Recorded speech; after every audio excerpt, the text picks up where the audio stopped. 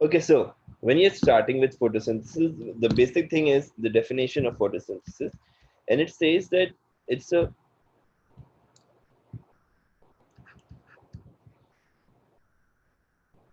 it's an anabolic reaction. Anabolic and catabolic are the two types of metabolic reaction. Either the things are forming or they are breaking down.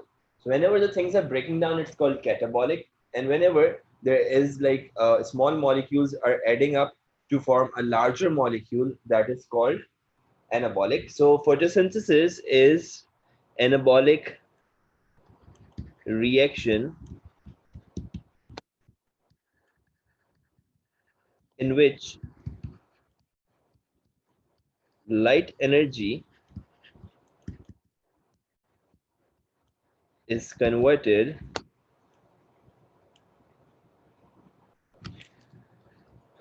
I'll just change this thing. Light energy, which is absorbed by chlorophyll. I'll just add the chlorophyll thing also, which is absorbed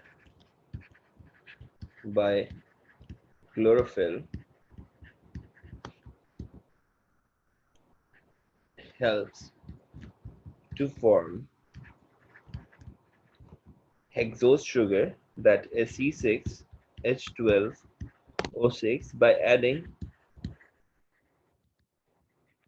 water with carbon dioxide. For this purpose, we need chlorophyll for the purpose of absorbing sunlight. When you're talking about the overall organisms that are like performing this process, we have got like you can say that the organisms are categorized into autotroph and heterotroph.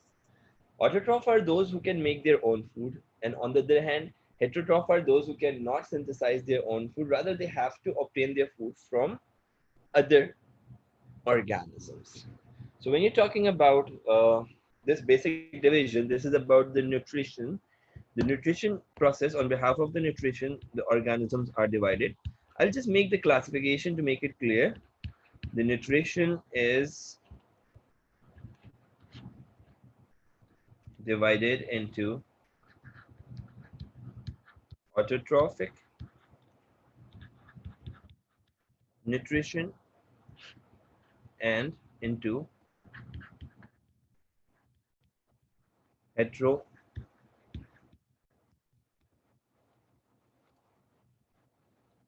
into heterotrophic nutrition. The autotrophic nutrition is actually about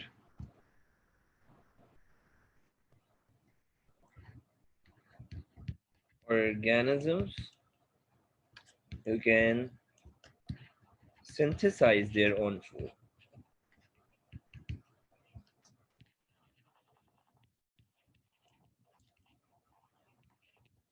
And on the other hand, we have when we are talking about heterotrophic nutrition, it's about the organisms which obtain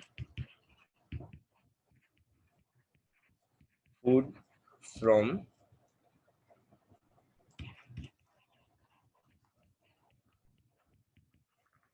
other living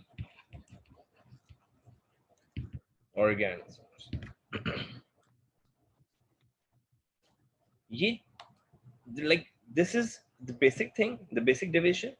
And when you're talking about heterotrophic nutrition, there are many various types of heterotrophic nutrition. Like organisms are carnivorous, they are herbivorous, they are frugivorous, insectivorous, etc. and etc. But when you're talking about autotrophic nutrition, there are only two major classifications for autotrophic nutrition. One is about photo, autotroph, and the other one is about chemo, autotroph. Like the type of nutrition in which the food is obtained or it is synthesized by gaining energy from light, that is called photosynthesis. which is done by photoautotroph. And when the energy is obtained by chemical substances, and that process of obtaining energy from chemical substances is called chemosynthesis, which is accomplished by chemoautotroph. So when you're talking about then photosynthesis, again, photosynthesis is a part of autotrophic nutrition. This occur in plant. It occur in those plants which have chlorophyll in them. Like almost every plant have chlorophyll in it. And one more thing, when you're talking about photosynthesis, the major thing you need to know is that they are like a whole anabolic. They are like about a whole anabolic reaction. In this particular anabolic reaction, you need to do this process in two major steps. This process actually takes place in chloroplast. We actually have studied about the structure of chloroplast back in the AS in the chapter cell, but we are going to revise that thing all again, and we are going to relate that how the structure of chloroplast is helping out in the process of photosynthesis. When we are talking about photosynthesis, one more thing you need to know that the photosynthesis is completed in two basic steps. The first one is the first step is light reaction,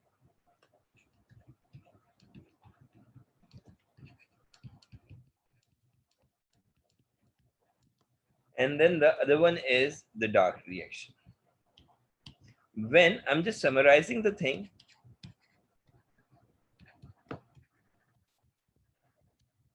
I'll just say that the light reaction, which occur in the presence of sunlight, is a process in which light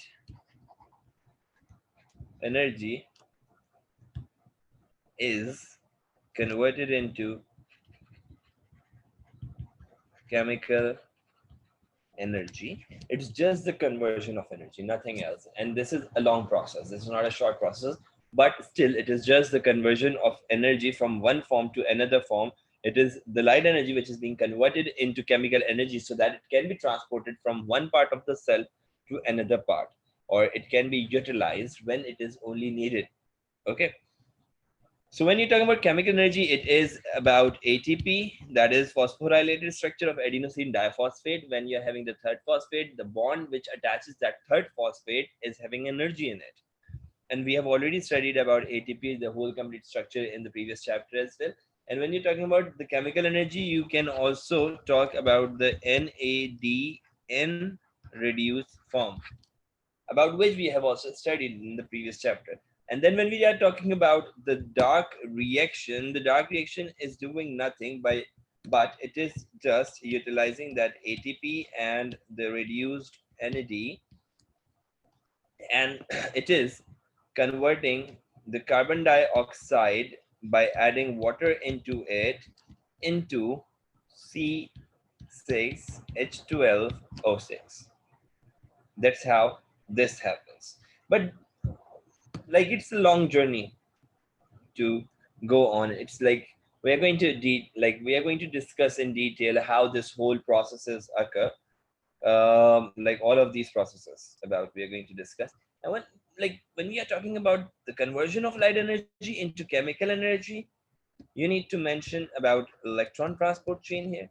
You need to mention about oxidative phosphorylation over here, not the oxidative phosphorylation, but yeah, the substrate level phosphorylation might be, or you can simply say that we are going to discuss about phosphorylation over here.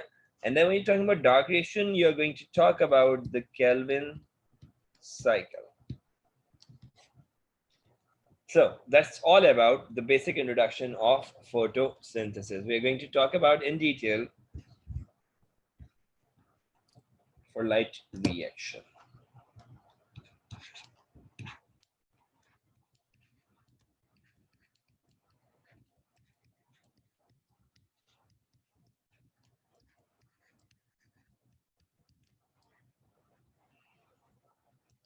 So now when you're talking about light reaction is a process which only can occur in the presence of light or sunlight. In this process, we actually start with splitting up the water In the presence of sunlight, this major and the basic process is called photolysis of water. Let's just start the process. I'm going to talk about that how light process occur. But before talking about how light process occur, we're going to discuss that where the light process occur. It actually takes place in a structure of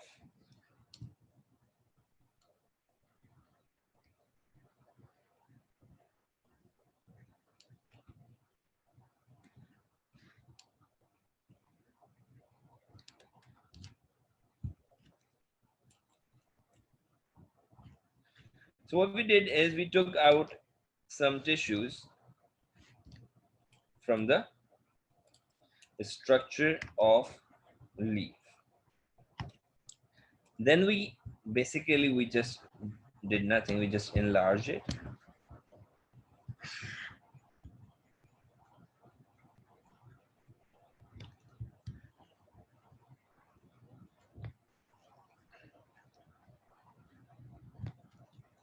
Okay, so what we found inside this structure were the basic epidermal cell,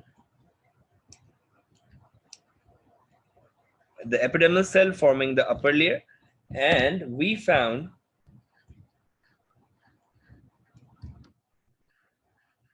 the mesophyll cell present beneath it. And then what we did is that we took out a few, like we will just like maximize the size, or we like are going to magnify the structure of this particular cell, which is called mesophyll cell. This particular cell, which is called mesophyll cell, we just took out one and enlarged it.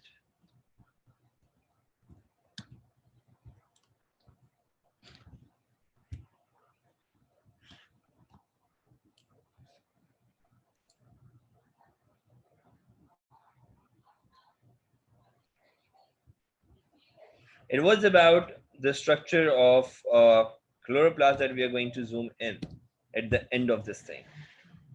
So it is about the vacuole over here and the minute chloroplast structures that are absorbing sunlight, and they are present somewhere here. So now what we are going to do is we are going to zoom into one of the structure of chloroplast. So look over here, we're going to talk about the structure of chloroplast in like a bit detail. So just like let me draw the circle over here too so that it doesn't look bad. Here you go. So from this particular part, what we are going to enlarge is the structure of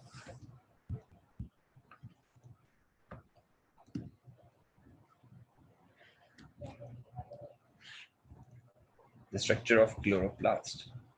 The chloroplast structure is made up of one particular outer membrane. The membrane of the chloroplast, it was like once stated in paper one. No, not in the paper one. Sorry, it was stated in paper 5 about the structure of chloroplast. Once I like most of the time we're not having any such particular topic, but when it's about some tricky questions, they uses the knowledge that was actually reframed in AS, and then you are stuck over there. You need to go back and think about what you actually studied over there. So you need to have a clear concept of chloroplast in this particular chapter. So what we are going to know about in this structure,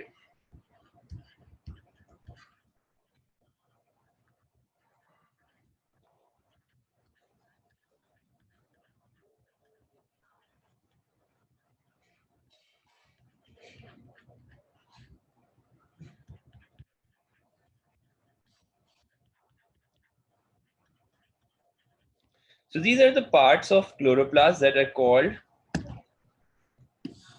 they are termed as or they are known as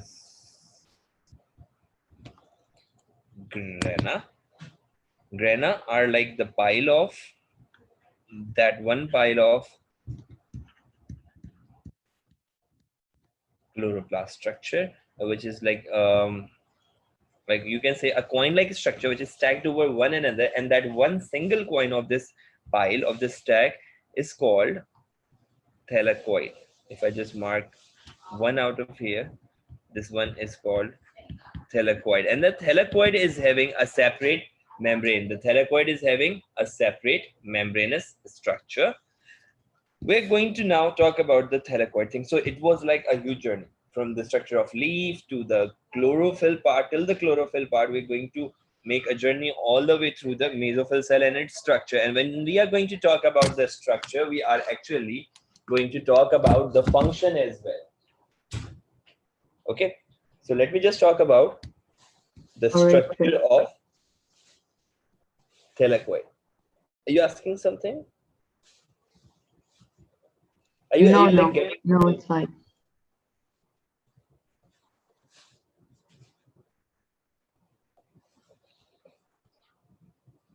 like all this thing is clear Yeah, to you? yeah, it's good. Okay, perfect. So, if I just like enlarge the membrane of the thylakoid, which is a structure like this, a coin-like structure, it's having enzymes embedded in the membrane of it. Okay, so what we got over here is the similar membrane that is actually same as the phospholipid bilayer structure. It is a phospholipid bilayer structure.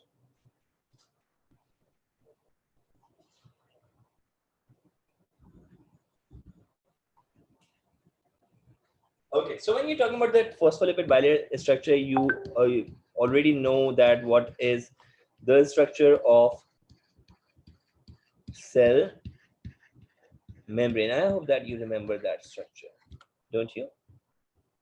Like that phospholipid bilayer structure. Yeah, yeah.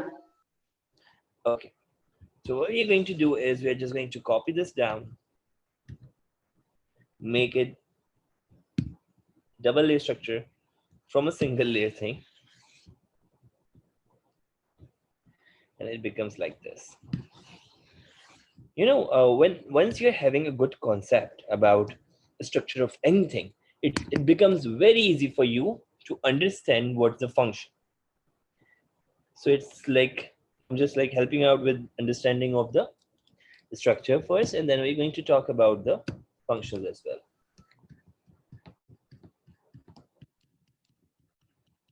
This might take some time, and meanwhile I can ask you,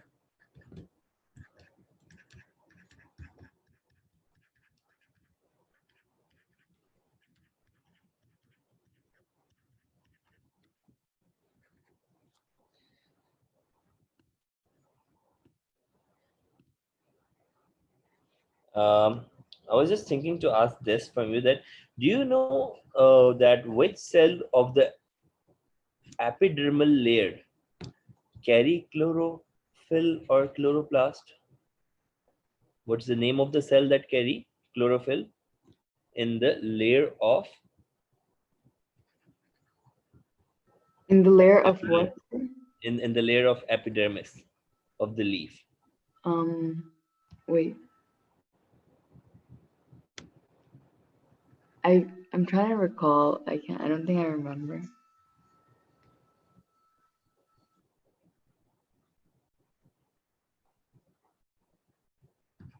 Let me help you out. That thing also helps in photosynthesis. No, photosynthesis में तो help करेगा ही because it's having chloroplast. That thing also helps in transpiration.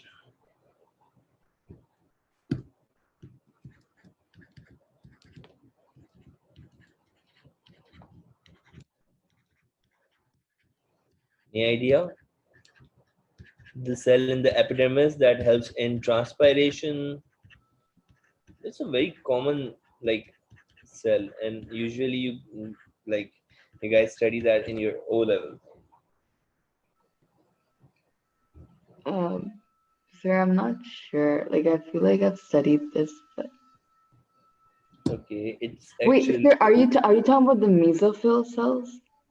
no, the mesophyll cells are the separate thing, and the cell that I was talking about, it was stomata. Stomata is a separate thing. It is Oh, part of. yeah, It is the only cell in epidermis that is actually having chlorophyll yeah, and the yeah. chloroplast structure. So now, Okay. you know what? Right now, I'm making the membrane, and I'm just making out the structures that are like protein in nature and embedded in the membrane, and that actually helps in the process of photosynthesis. All right. Okay, so let me just like tell you about these structures. It is photosystems that are embedded in the membrane. Like we can say it photosystem 2, and then this is a primary acceptor thing. I've just embedded each and everything in a single membrane, but it's not like that. This reaction moves in a Z scheme, in a zigzag manner. Okay, so it's a All right. primary acceptor thing, and then we have got the cytochrome structure, and then we have got another like photosystem. This time it is one, and then we have got another primary acceptor structure, and the last one is NADP reductase. So what actually happens that when the sunlight strikes, whenever the sunlight strikes, this process of phosphorylation, this process like what we are going to discuss right now is a process of phosphorylation and the process of electron transport chain. This process of phosphorylation and electron transport chain takes place. When the sunlight actually strikes, it is absorbed by, let's suppose that we have got that orange color sunlight and it strikes the photosystem 2. Then what we have got over here is a reaction going to occur. That reaction is like the water molecule, the H2O, splits into oxygen and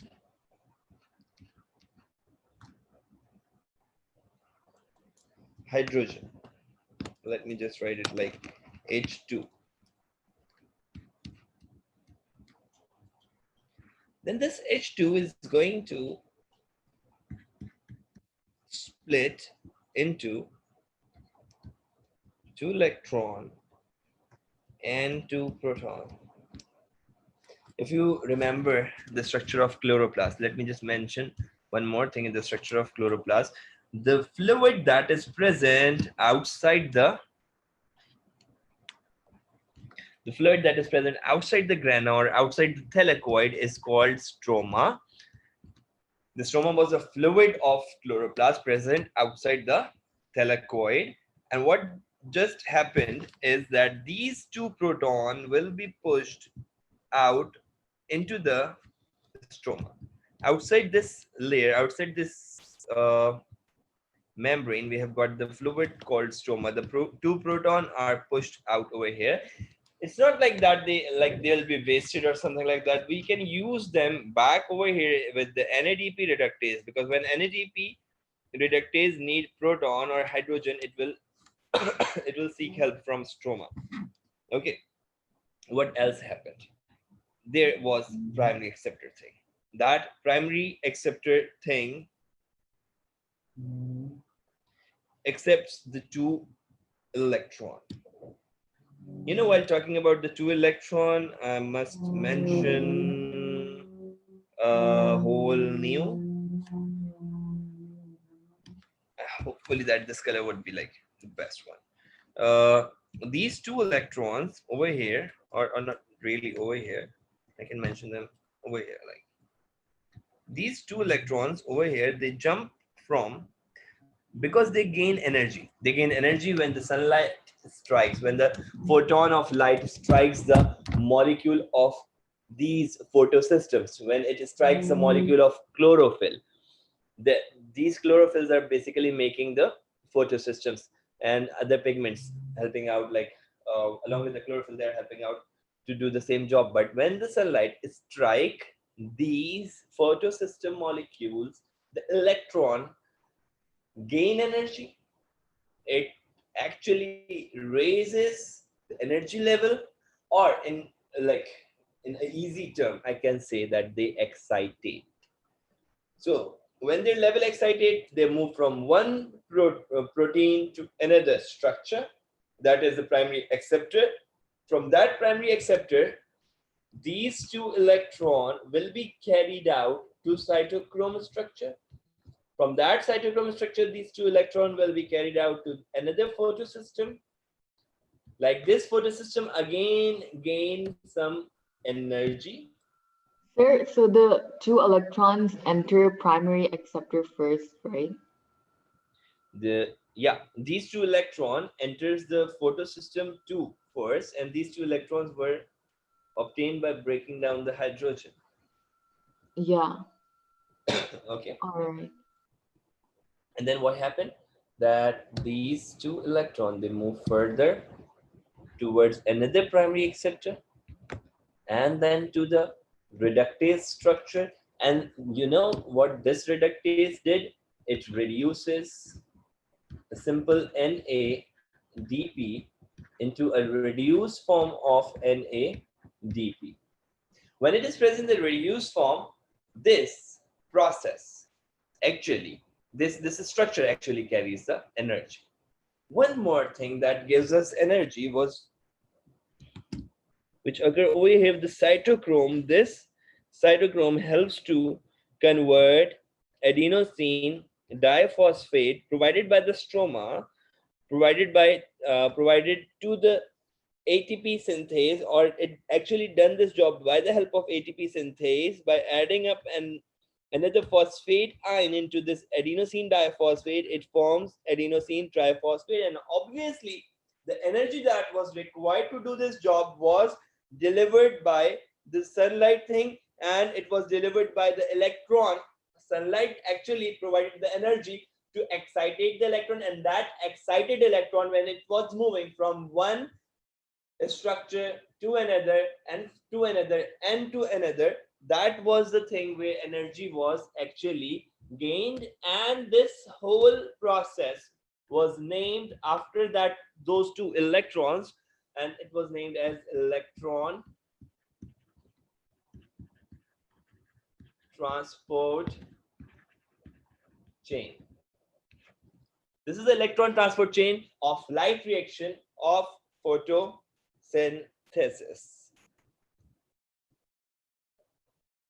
All right, sir. Sir, just